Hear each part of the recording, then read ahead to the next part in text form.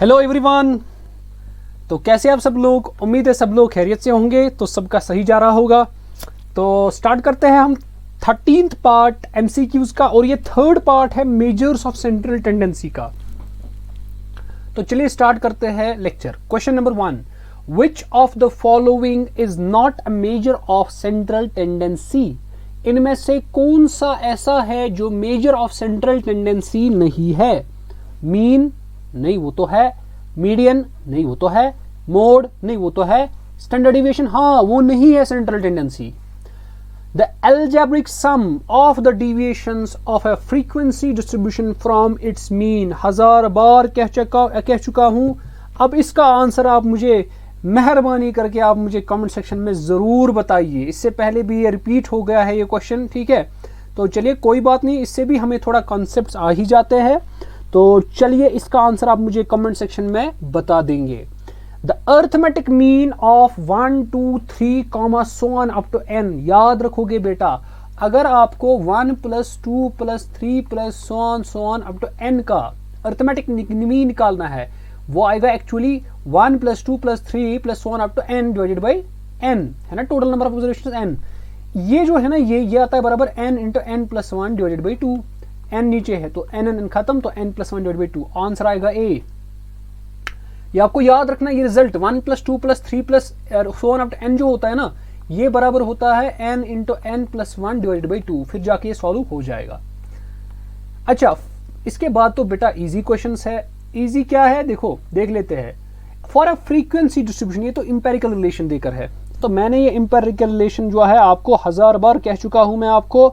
इसका आंसर भी आप मुझे कमेंट सेक्शन में ही बता देंगे। आगे चलते हैं। Which one of the following can not be determined graphically? इनमें से कौन सा ऐसा है जो ग्राफिकली डिटरमाइन नहीं किया जा सकता? वो तो सीधे मीन है। The median of a given frequency distribution, median बोल रहा है, ध्यान में रहे। मीडियन कैसे ढूंढा जाता है? Is found graphically with the help of, क्या हिस्टोग्राम से ढूंढा जाता है? नहीं भाई, हिस्टोग्राम से नहीं ढूंढा जाता है। क्या फ्रीक्वेंसी कर्व से? नहीं। क्या फ्रीक्वेंसी पॉलीगन से? नहीं। इसका आंसर आएगा उगायु। सिखाया है मैंने, लेक्चर्स को देखो एक बार रिवाइज कर लो। The mode of frequency distribution can be determined graphically from, हम मोड किससे निकालते हैं? याद रखना है, मोड हम निकालते हैं हिस्टोग्राम से, ठीक है। हिस्टोग्राम से निकाला जाता है हमारा मोड। चलते हैं आगे, हमारा नेक्स्ट जो क्वेश्चन है, question number 8। Mode is the least frequent value, middle most value, most frequent value, none of these. तो इसका आंसर आ जाएगा मोस्ट फ्रीक्वेंट वैल्यू हमारा मोड होता है। आगे हमारे पास क्या है, बता रहा है बेटा the mean of n observations. इसको देख लेते हैं, ठीक है। बोल रहा है अगर हमारे पास n ऑब्जर्वेशंस है, उसका मीन है x बार। अगर फर्स्ट आइटम इंक्रीज हो जाएगा बाई 1, सेकंड आइटम इंक्रीज हो जाएगा बाई 2, ठीक है, and so on up to ये चलता जाएगा कहां तक? n तक। इसका मतलब पहला हो जाएगा 1, फिर 2, फिर 3, सो ऑन अप टू हो जाएगा ये n तक इंक्रीज हो जाएगा। बताओ फिर मीन क्या होगा? अच्छा सवाल है, तो भी देख लेते हैं। सबसे पहले आपको ये पता होना चाहिए, ये जो 1 + 2 + 3 + so on up to n है, ये किसके बराबर है? n × n + 1 divided by 2। अभी मैंने आपको बोल दिया। अब सर क्या करना है? देखो, इससे पहले हमारे पास मीन क्या था? x बार। इसका मतलब मैं कह सकता हूं कि जो इससे पहले सम ऑफ ऑब्जर्वेशंस थी, अच्छे से इसको, इस सवाल को अच्छे से देख लेना। ये जो सम ऑफ ऑब्जर्वेशंस इससे पहले थी, क्या उसको मैं कह सकता हूं that is equal to n times x बार? हाँ बेटा कह सकते हो। तो सम ऑफ ऑब्जर्वेशंस, लेकिन अब ये भी ऑब्जर्वेशन ऐड हो गया, तो सम ऑफ ऑब्जर्वेशंस को जब आप ये ऐड करोगे, आपके मीन को क्या बनेगा? ठीक है, तो सम ऑफ ऑब्जर्वेशंस nx बार है ना। प्लस क्या करोगे आप बेटा? आप करोगे उसको प्लस ये n × n + 1 divided by 2 whole divided by कितना है? n ही है। n खत्म हो गया। आपको निकालना है किसके बराबर? ये आएगा ट्वाइस x बार plus n + 1 whole divided by 2। ये इसका आंसर होगा। तो 2 खत्म, तो x बार प्लस n + 1 आ जाएगा। ये बनेगा x बार प्लस 2 खत्म, तो ये बनेगा n + 1 बाई 2। तो ऑप्शन नंबर सी इसका सही आंसर आ जाएगा। अब क्वेश्चन नंबर 10 क्या है? One of the methods of determining mode is, तो ये तो बहुत, ये रिपीट इससे पहले भी था, इसका ऑप्शन आ जाएगा सीधे C. Mode is equal to thrice median minus twice mean. अब मैं भी थक चुका हूं इसको बोलते बोलते। ओके बेटा कोई बात नहीं। इसके बाद हम देखते हैं क्वेश्चन नंबर 11।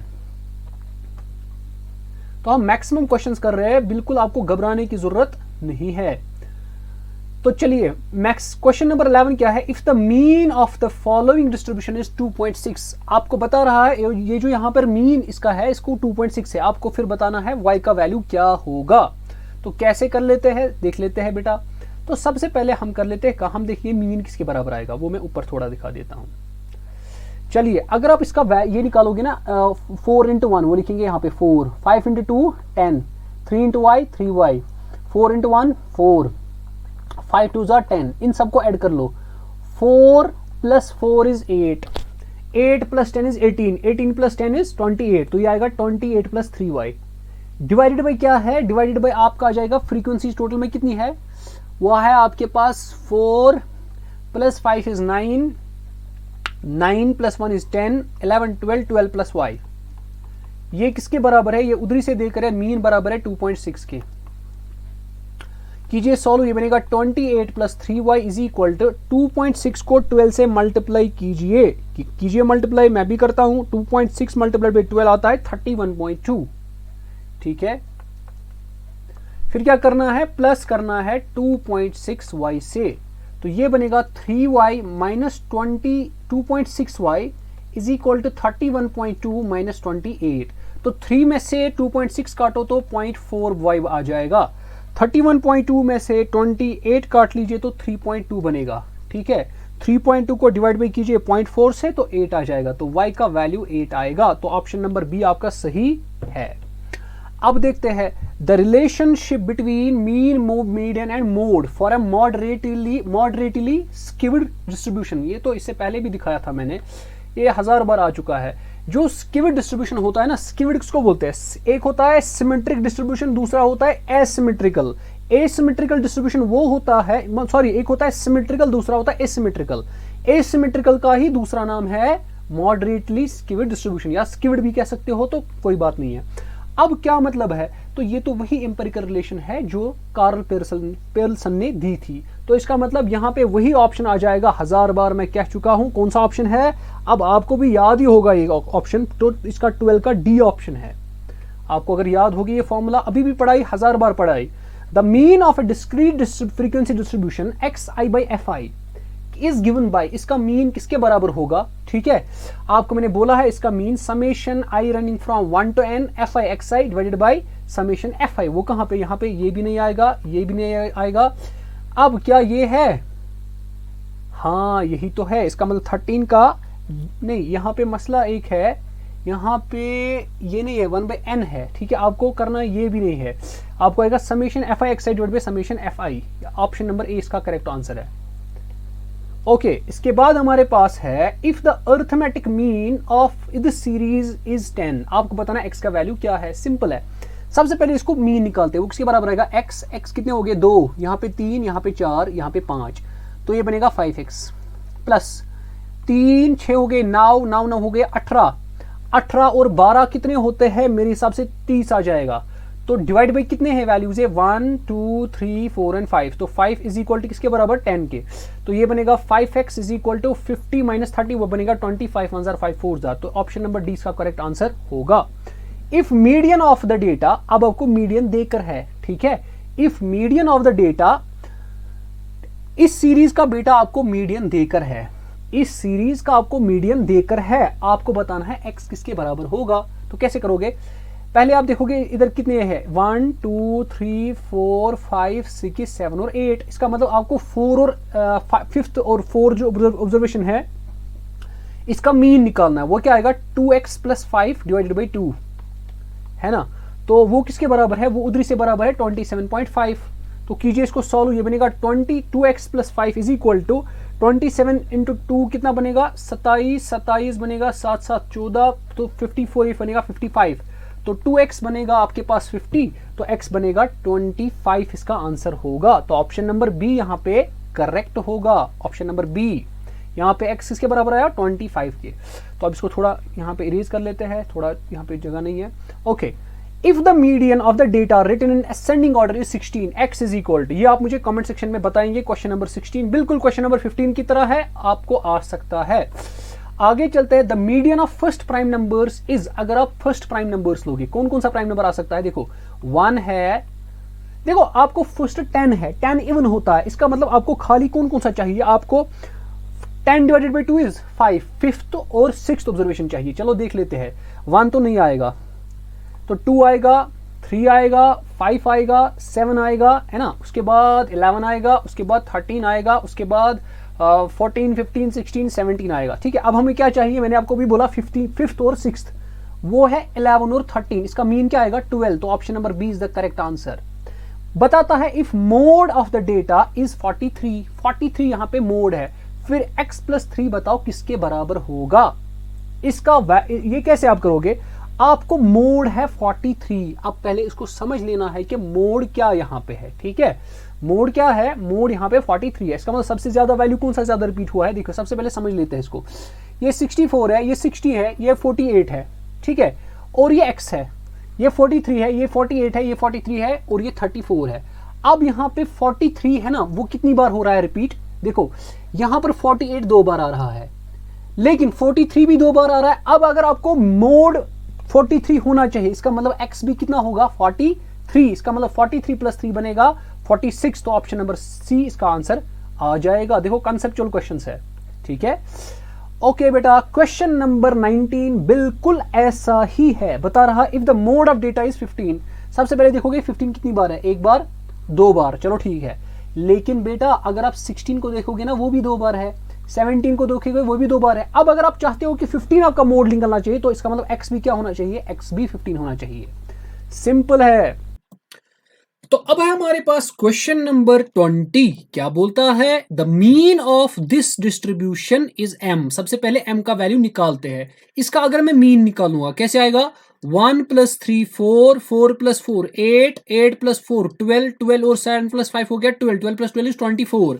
तो ये आएगा 24 बाई कितने हैं टोटल? 1 2 3 4 5 6, तो 24 बाई 6 आ जाएगा आपका, m आ जाएगा वो। ठीक है, तो यहां पे आप लिखोगे 24 by 6 is equal to your m। तो 6 4 जार 6 1 जार 6 4 जार, तो m आपका 4 निकला। सर जी यहां तक तो समझ आ गया, अब आगे भी दिखाइए ना। हाँ आगे भी चले। अब इसका मतलब ये बोलता है यहां पे इसका मीन जो है ना वो है m-1। सर m-1 कैसे निकालेंगे? मतलब सबसे पहले मीन तो निकालो। ये बनेगा 3 plus 2 is 5, 5 plus 2 is 7, 7 plus 4 is 11, 11 plus 3 is 14, 14 plus 3 is 17। तो इसका मतलब अगर इसका मीन निकालेंगे वो आएगा 17 प्लस p। ठीक है, थोड़ा ये विजिबल होना चाहिए। 17 प्लस p डिवाइडेड बाई कितने हैं ये? 1 2 3 4 5 6 7 divided by 7 is equal to what? इसका भी मीन देकर है m-1। m यहाँ पे 4 है, तो ये आएगा 3, है ना। तो ये बनेगा 17 plus p is equal to 21। तो p किसके बराबर निकलेगा? 21 में से 17 काट लो तो 4 बनेगा। बेटा जी समझ आ गया। अब बोलता है इसका मीडियन जो है ना वो q है। सबसे पहले ढूंढ लो, 3 यहां छोड़ लो, ये 3 यहां छोड़ लो, तो मीडियन आएगा 4, है ना। तो 4 आ गया मीडियन भी, दैट मीन्स क्यू भी 4 आ गया। What is then p plus Q? p plus Q इसका आ जाएगा 8। नहीं, कुछ यहां पे स्किप हो गया। हाँ यहां पे देखिए गड़बड़ हो गया, एक और चीज गड़बड़ हो गया। देखो यहां पे थोड़ा कॉशन करना है। यहां पे p यहां पे 4 आ गया, है ना। अब देख लो p4 आ गया ना, अब इसको अरेंज करना पड़ेगा। देखो कैसे, 2 कामा 2 कामा, अब फिर 3 कामा 3 कामा 3। हमने यहाँ पे गलती की। मीडियन हम तब निकालते हैं जब हम डेटा को असेंडिंग ऑर्डर में या डिसेंडिंग ऑर्डर में रखते हैं। लेट सपोज मैंने इसको असेंडिंग ऑर्डर में रख लिया। 2 कामा 2 2 बार है, फिर 3 कामा 3 कामा 3, फिर 4 आ रहा है, फिर p भी 4 है। अब निकालो मीडियन, यहां से 3 काट लो, यहां से 3, तो मीडियन आएगा 3 आपका। तो p है 4, क्यू है आपका 3, तो p plus 3, p plus Q किसके बराबर आएगा? 4 प्लस 3 इज 7, तो आपका 7 ऑप्शन आएगा। That means option number D आपका करेक्ट होगा। तो यहाँ पे विजिबल नहीं है, मैं क्लियर करता हूं। तो ऑप्शन नंबर डी आपका 7 है। होप आपको ये समझ आया होगा। चलिए क्वेश्चन नंबर 21 भी पढ़ लेते हैं, उसके बाद बाकी जो क्वेश्चन है वो हम अगले क्लास में पढ़ लेते हैं। If the mean of the frequency distribution is x 8.1, x बार दिया है बेटा 8.1। देखना बेटा क्वेश्चंस बिल्कुल ऐसे ही आएंगे, इसी पैटर्न से आएंगे। ठीक है, summation F I X I, summation F I X I वो किसके? आप सबसे पहले एक्स बार किसके बराबर होता है? Summation F I X I divided by summation F I. Is equal to 8.1 निकालो। समेशन एफ आई एक्स किसके बराबर है 132, तो यहाँ पे लिखते हैं 132 प्लस 5k डिवाइडेड बाई क्या आ जाएगा, डिवाइड बाई समेशन एफ आई वो है 20, किसके बराबर आएगा 8.1। 8.1 को लिख सकते हैं 81 डिवाइडेड बाई 10, हाँ 10 1 जार 10 2 जार, तो 2 यहाँ पे मल्टीप्लाई में आपको k का वैल्यू ढूंढना है, ठीक है। तो सिंपल है, तो ये बनेगा 132 plus 5k is equal to 80 80 हो गए है ना 160, तो ये हुए 162। तो 5k में से 162 में से 132 काट ले तो 30 बनेगा, तो 5 1 जार 5 6 जार, तो k बनेगा 6। तो ऑप्शन नंबर डी इसका भी सही आ जाएगा, ठीक है। तो ये हमारे पास कुछ क्वेश्चंस थे जो मैंने मीन पे आपके साथ डिस्कस किए। उम्मीद है आपने लेक्चर को एंजॉय किया होगा, आपने बहुत सारी चीजें देखी होंगी कि हम mean central of measures of central tendency पे कैसे न्यूमेरिकल्स करें, कैसे एमसीक्यूज करें। तो अगर आपको वीडियो किसी भी तरह से आपको किसी भी एक रीजन से पसंद आया हो, आप इसको लाइक करना ना भूले, शेयर करना ना भूले, ये आपकी बहुत बड़ी जिम्मेदारी है आपकी। देखिए अगर आपको बस एक चीज करना है, बस मैं कोई चार्ज नहीं ले रहा हूं, बस एक चीज करो कि शेयर करो, जितना भी हो सके चैनल को शेयर करो, और अपने सारे फ्रेंड्स जो भी है जो फाइनेंस अकाउंट असिस्टेंट के लिए प्रिपरेशन कर रहे हैं, कम से कम उनके फायदे के लिए इस कोरोना वायरस के वक्त में उनके हेल्प में ये आ जाए, और नो डाउट मेरी चैनल भी ग्रो हो जाएगी, ठीक है। बस आप तक वो चीज है। तो चलिए मिलते हैं हम अगली क्लास में, अगले लेक्चर में होगा एमसीक्यू, इसके बाद जो है 22 से स्टार्ट करते हैं, ठीक है। उसके बाद मिलते हैं अगली क्लास में, चलिए अल्लाह हाफिज।